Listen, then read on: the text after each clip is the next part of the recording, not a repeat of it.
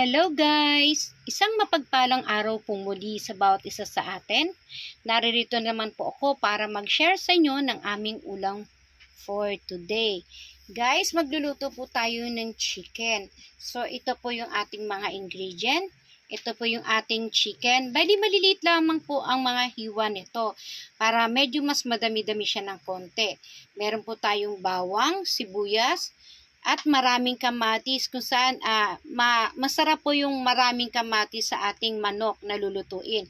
Meron din po tayong patatas at Baguio beans. So guys, gagamit din po tayo ng iba't ibang pampalasa katulad ng asin, paminta at oyster sauce. Even kaunting toyo ay maglalagay po tayo. So guys, stay tuned para sa ating pagluluto.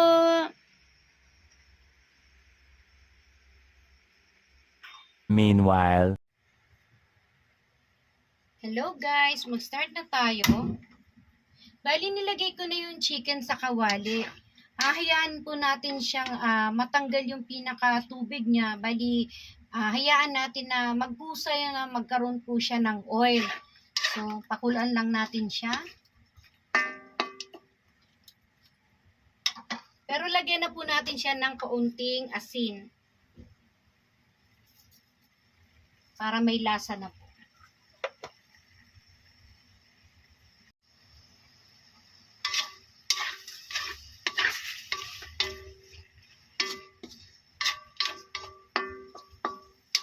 Pamamantikain po natin siya. Tsaka po natin igigisa yung ating mga ingredients po.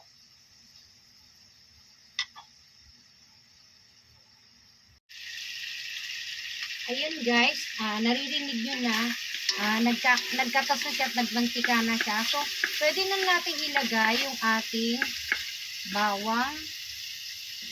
Ito po yung ating bawang.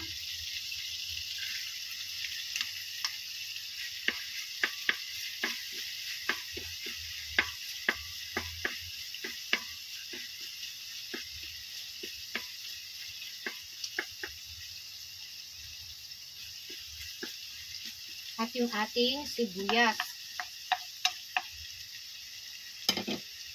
Pwede na po natin siyang ihalo. Lagyan din po natin siya ng laurel.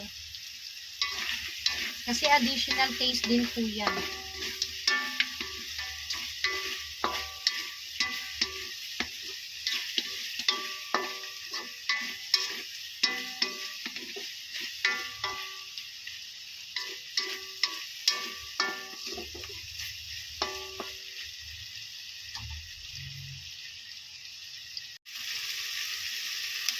Isunod na rin po natin yung ating kamatis.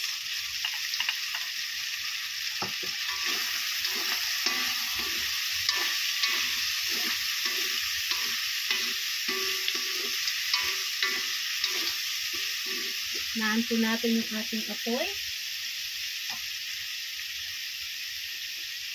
At lagyan natin siya ng konting toyo.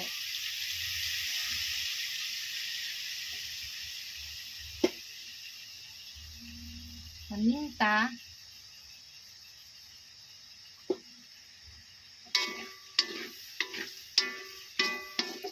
So, hayaan po muna natin siyang kumulong muna.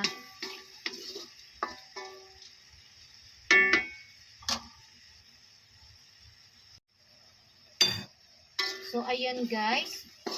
Lagyan naman natin siya ng oyster sauce.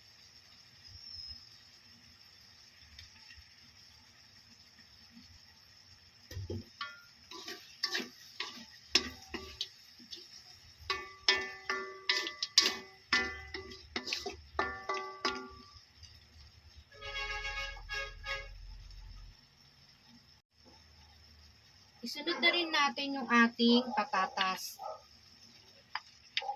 Para sasabay na po siya sa paglambot ng chicken.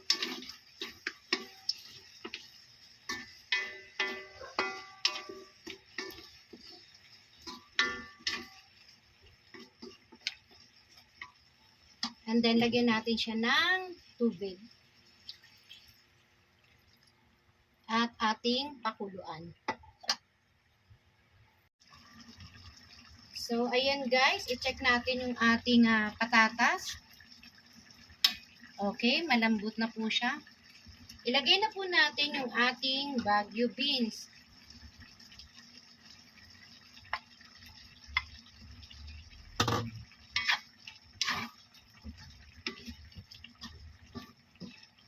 And then, pakuluan na lang natin siya. Mas masarap po kasi pag crunchy yung gulay.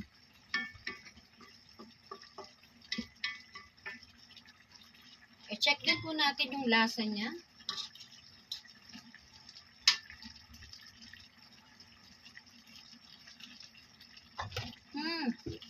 Bali, konting asin na lang po ilalagay natin. Kasi nalagyan na po natin kasi kanina siya ng toyo. Meron na rin po siyang oyster sauce at saka may konting asin siya. So, dagdag lang tayo ng konting asin lang po.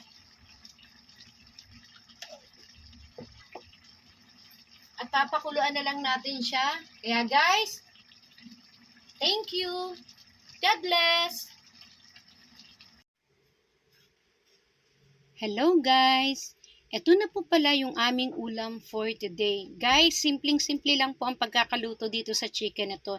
And yet, para po siyang parang pang-restaurant po ang datingan din niya.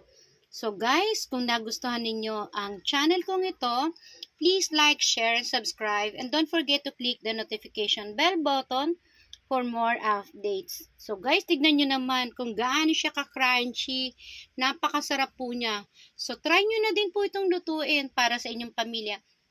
Pwede rin po siyang lagyan ng chili flakes kung gusto nyo po na medyo maanghang-anghang. So guys, thank you. Ano pa po ang gagawin natin? Kain na po tayo. God bless!